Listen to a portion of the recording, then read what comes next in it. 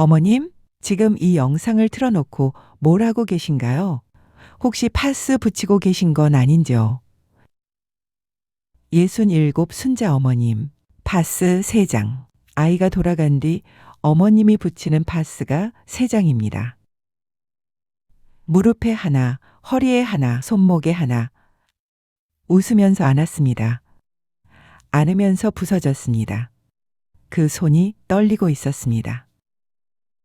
그런데 이 이야기를 시작하기 전에 하나만 여쭤볼게요.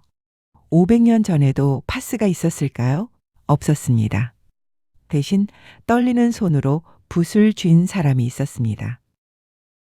500년 전 유배지에서 손자를 키우던 한 할아버지가 적었습니다. 매를 든 건 나인데 왜 내 뼈가 마르는가? 이 사람은 그 떨림을 16해 동안 멈추지 않고 기록했습니다. 세상에서 가장 오래된 육아일기, 양아록. 그런데 어머님, 놀라운 게 있어요. 이 일기를 쓴 사람은 동네 훈장도 아니고 시골 선비도 아니었습니다. 조정에서 나란 일을 맡아 붓을 들던 사람이었습니다. 이문건, 승정원에서 임금의 곁을 지키며 국정을 기록하던 관리였습니다. 대대로 높은 벼슬이 나던 명문가의 자손. 조정에서 이름이 높던 학자이자 문인이었죠. 나라의 일을 적던 그 손. 그 손이 어쩌다 유배지찬 방바닥에서 손자 기저귀를 갈게 되었는지 그 이야기를 지금부터 해드릴게요. 1545년 조선 궁궐에 피바람이 불었습니다. 을사사화. 어머님, 사화가 뭐냐 하면요. 쉽게 말해서 정치보복입니다. 이쪽이 이기면 저쪽 사람들을 몽땅 잡아들이는 거죠. 큰형의 아들, 그러니까 조카가 이 사화에 휘말려 화를 입었습니다. 함께 자란 조카였죠. 그 충격이 가시기도 전에 이문건도 끌려갔습니다. 그런데 이 사람은 죽지 않았습니다. 죽는 것보다 더 잔인한 벌을 받았어요. 경상도 성주 땅으로 유배를 가게 되었어요. 그때 나이 52살이었습니다. 유배가 왜 죽는 것보다 잔인하냐고요? 죽으면 끝이지만 유배는 끝이 아니거든요. 매일 아침 눈을 뜨는데 갈 곳이 없습니다. 만날 사람도 없습니다. 나란 일을 적던 손이 할 일 없이 무릎 위에 놓여 있을 뿐이죠. 그것도 모자라 이 사람에게는 아무도 모르는 상처가 있었습니다. 이 상처를 알고 나면 어머님도 가슴이 먹먹해지실 겁니다. 자식이 여럿이었습니다. 그 자식들을 거의 다 먼저 보냈습니다. 하나, 둘, 셋. 관을 짜고 수의를 입히고 흙을 덮는 걸 여러 번 했다는 뜻입니다. 막내딸마저 20살에 간질로 떠나보냈죠. 남은 건 병약한 외아들 이혼 하나뿐이었습니다. 이 아들마저 놓치면 이문건의 핏줄은 이 세상에서 영영 사라지는 겁니다. 그런데 여기서 이 이야기가 완전히 뒤집어집니다. 기적처럼 이혼의 아내가 아이를 가졌습니다. 1551년 정월 초닷새 유배지 성주 땅 찬방에서 아기 울음소리가 터졌습니다. 손자가 태어난 겁니다. 그때 이문건의 나이 58. 포대기에 쌓인 아이를 안아 올리는데 갓난 것의 머리에서 변냄새가 났다 합니다. 어머님 아시지요? 갓난아이 머리에서 나는 그 냄새. 분유도 아니고 비누도 아니고 그냥 햇볕 같은 냄새. 그 냄새를 맡으면 괜히 눈물이 나는 거. 이문건의 눈시울이 붉어졌죠. 그는 적었습니다. 어리석은 아들이 자식을 얻어 가풍을 잇는구나. 하지만 이문건이 그날 밤 정말로 느낀 것은 기쁨이 아니었을 겁니다. 자식들을 여럿 가슴에 묻은 사람이 새 생명을 안았을 때 먼저 드는 감정이 뭔지 아세요? 공포입니다. 이 아이도 잃으면 어쩌지? 기쁨보다 먼저 두려움이 올라옵니다. 어머님도 그러셨죠. 처음 손주를 안았을 때 예쁜 것보다 먼저 올라온 건 이 아이를 잘 지켜야 한다는 무게였죠. 손자의 이름은 수봉. 이문권은 이 아이의 모든 것을 적기 시작했습니다. 4달째 목을 가누었다. 6달째 혼자 앉았다. 7달째 아랫니가 나고 옹알이를 시작했다. 어머님도 기억하시죠? 손주가 처음 할머니라고 말했을 때 그 3글자에 한 2년치 피로가 눈 녹듯 풀리는 그 순간. 이문권도 똑같았습니다. 이문권은 적었죠. 손자가 커가는 것을 보니 내가 늙어가는 것을 잊어버린다. 하루하루 아이가 웃으면 유배지가 환해졌습니다. 아이가 옹알이를 하면 조정에서 들리던 만세 소리보다 좋았죠. 이문권은 이때 행복했을 겁니다. 이때까지는요. 그런데 이 할아버지에게는 아이의 재롱보다 더 무서운 밤이 기다리고 있었습니다. 수봉이 7살 되던 해 아버지 이혼이 자리에 눕더니 다시 일어나지 못했습니다. 39, 어려서 앓은 천연두의 후유증으로 평생 몸이 약했던 아들이었죠. 어머님, 상상이 되시나요? 남은 외아들마저 먼저 보낸 아버지의 심정을. 이문권은 그날 일기에 이렇게 적었습니다. 단 한 줄, 그리고 다음 장으로 넘어갔죠. 그 한 줄이 뭐였는지는 제가 차마 읽어드리지 못하겠습니다. 다만 그날 이후 이문권의 글씨가 흔들리기 시작했다는 건 말씀드릴 수 있어요. 이제 7살 수봉을 돌볼 사람은 칠순을 바라보는 할아버지 하나뿐이었습니다. 그런데 하필 아이가 천연두에 걸렸습니다. 어머님, 조선시대 천연두가 어떤 병이었는지 아세요? 걸리면 셋 중 하나는 죽었습니다. 유배지라 약도 없었죠. 의원도 없었습니다. 이 학자가 바닥에 이마를 대고 하늘에 빌었습니다. 이 사람이 평생 이마를 땅에 댄 건 임금 앞에서뿐이었습니다. 그런 사람이 유배지 흙바닥에 이마를 받고 울었어요. 밤새 아이 이마의 열을 손등으로 짚으며 앉아있던 그 밤. 손등이 뜨거워지면 물수건을 올리고, 식으면 다시 짚어보고, 뜨거워지면 올리고, 식으면 짚어보고, 그걸 밤새 반복했습니다. 어머님도 그러셨죠? 손주가 열이 펄펄 나던 그 밤, 1년처럼 길었던 새벽. 시계는 왜 그렇게 안 가는 건지, 새벽 3시가 한 달 같고 4시가 1년 같은 그 밤. 아이는 다행히 고비를 넘겼습니다. 이문권은 적었습니다. 하늘이 이 늙은이를 참아 버리지 못한 것인가. 하지만 어머님, 진짜 폭풍은 천연두가 아니었습니다. 수봉은 크면서 완전히 달라졌습니다. 공부를 집어던졌습니다. 동네 아이들과 어울려 술을 마시고 밤늦도록 돌아오지 않았습니다.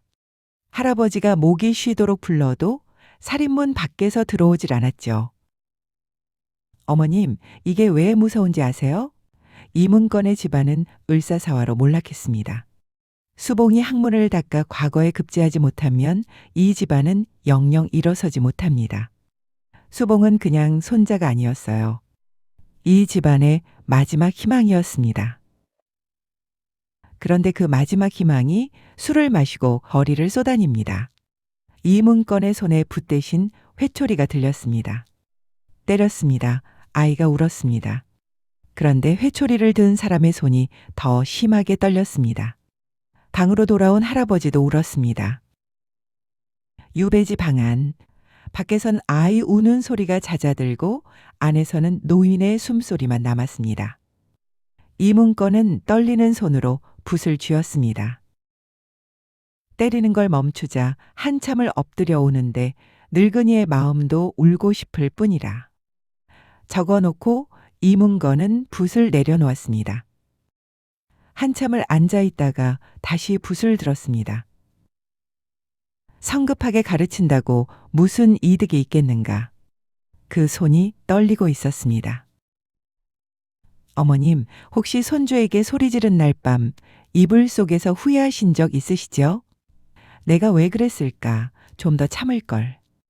그 후회가 파스보다 더 아팠을 겁니다. 어머님, 손주가 돌아간 뒤 거실에 혼자 앉아 한숨 쉬신 적 있으시죠? 그때 가장 먼저 아팠던 곳이 어디인지 댓글로 말씀해 주시겠어요? 어머님, 이 문건이 끝내 적지 못한 문장이 있습니다. 힘들다. 이 세 글자를 끝내 아무에게도 말하지 못했죠.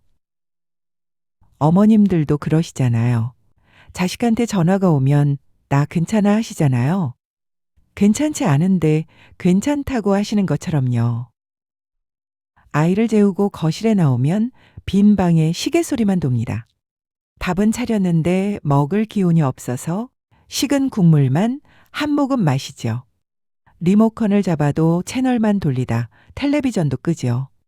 어머님의 저녁도 다르지 않았을 겁니다. 500년 전 이 문건도 적었습니다. 기력이 다했는데 아이는 자꾸 보채니 뼈마디가 쑤시고 정신이 아득하다. 이 할아버지의 뼈마디도 어머님의 무릎과 같은 소리를 내고 있었죠. 그런데 어머님, 이 사람은 보통 사람과 다른 선택을 하나 했습니다. 참기만 하지는 않았습니다. 아프면 아프다고, 서러우면 서럽다고 붓을 들었습니다. 16해 동안 거의 하루도 빠지지 않고요. 어머님, 16해가 얼마나 긴지 아세요? 손주를 처음 하는 날부터 이 세상을 떠나는 날까지, 이 사람은 죽는 날까지 붓을 놓지 않았습니다. 어떻게 버텼을까요? 살다 보니 이런 걸 느끼더군요. 누군가를 오래 돌보려면 내 안에 빈 방 하나가 있어야 합니다. 그 방에 잠깐 들어가 문을 닫아도 되는 거예요. 울어도 됩니다. 멍하니 앉아 있어도 됩니다. 아무것도 안 해도 됩니다. 그래야 다시 나와서 웃으며 안아줄 수 있으니까요. 양아록이 바로 그 빈 방이었습니다. 이 문건은 매일 밤 그 방에 들어가 문을 닫고 적었습니다. 적고 나면 조금 가벼워졌겠지요. 그래서 다음 날 아침 다시 손자에게 밥을 지어줄 수 있었던 겁니다. 순자 어머님, 오늘 밤 종이 한 장 꺼내 보시겠어요? 딱 한 줄이면 됩니다. 오늘 손주가 예뻤다. 그런데 내 무릎이 아팠다. 예쁜 마음과 아픈 몸, 둘 다 적어도 괜찮습니다. 아니, 둘 다 적어야 합니다. 예쁜 마음만 적으면 아픈 몸이 갈 곳이 없어요. 양아록 마지막 장에 이런 글이 남아 있습니다. 늙은이의 포악함은 진실로 경계해야 할 듯하다. 어머님, 이 문장을 보세요. 이른이 넘은 노인이 자기 자신을 포악하다고 적었습니다. 회초리를 든 게 그렇게 미안했던 겁니다. 수십 년이 지나도 수백 년이 지나도 아이를 때린 기억은 지워지지 않나 봅니다. 세상을 여의기 1년 전에야 이 문건은 비로소 회초리를 내려놓았습니다. 그리고 마지막으로 적었지요. 할아버지와 손자 모두 남은 것이 없으니 이 늙은이가 죽은 후에나 그칠 것이다. 아, 눈물이 흐른다. 그 떨림이 멈추지 않았기에 이 글은 500년을 건널 수 있었습니다. 어머님, 그런데 이 이야기의 끝이 슬프기만 한 건 아닙니다. 수봉이요. 술 마시고 공부 안 하던 그 수봉이요. 할아버지가 세상을 떠난 뒤 양아록을 읽었습니다. 떨리는 글씨 사이사이에 묻어있는 할아버지의 마음을 읽었겠죠. 그리고 달라졌습니다. 임진왜란이 터졌을 때 수봉은 의병을 일으켜 싸웠습니다. 나라에서 공을 인정해 상을 내리려 하자 마땅한 도리를 다했을 뿐이라며 사양했다 합니다. 할아버지의 회초리가 만든 게 아닙니다. 할아버지의 떨림이 만든 겁니다. 때리면서도 울었던 그 떨리는 손이 만든 겁니다. 어머님의 떨리는 손도 지금 무언가를 만들고 있습니다. 어머님은 모르실 수도 있어요. 하지만 그 아이는 나중에 알게 됩니다. 사랑이 무거워서 등이 굽는 게 아닙니다. 그 사랑을 혼자 들고 있어서 굽는 겁니다. 자식에게 한마디만 건네보시는 건 어떨까요? 오늘은 좀 쉬어야 할 것 같다. 그건 무책임이 아닙니다. 내일도 안아줄 힘을 남겨두는 것이죠. 어머님, 오늘 밤 한 줄만 적어보세요. 아프면 아프다고, 예쁘면 예쁘다고. 어머님이 오늘 밤 적는 그 한 줄이 어쩌면 500년 뒤 누군가의 밤을 다독여 줄지도 모릅니다. 오늘 이 이야기가 손주를 돌보느라 고단했던 어머님의 밤을 조금이나마 어루만져 드렸으면 좋겠습니다. 사랑합니다. 지금까지 다정한 딸이었습니다.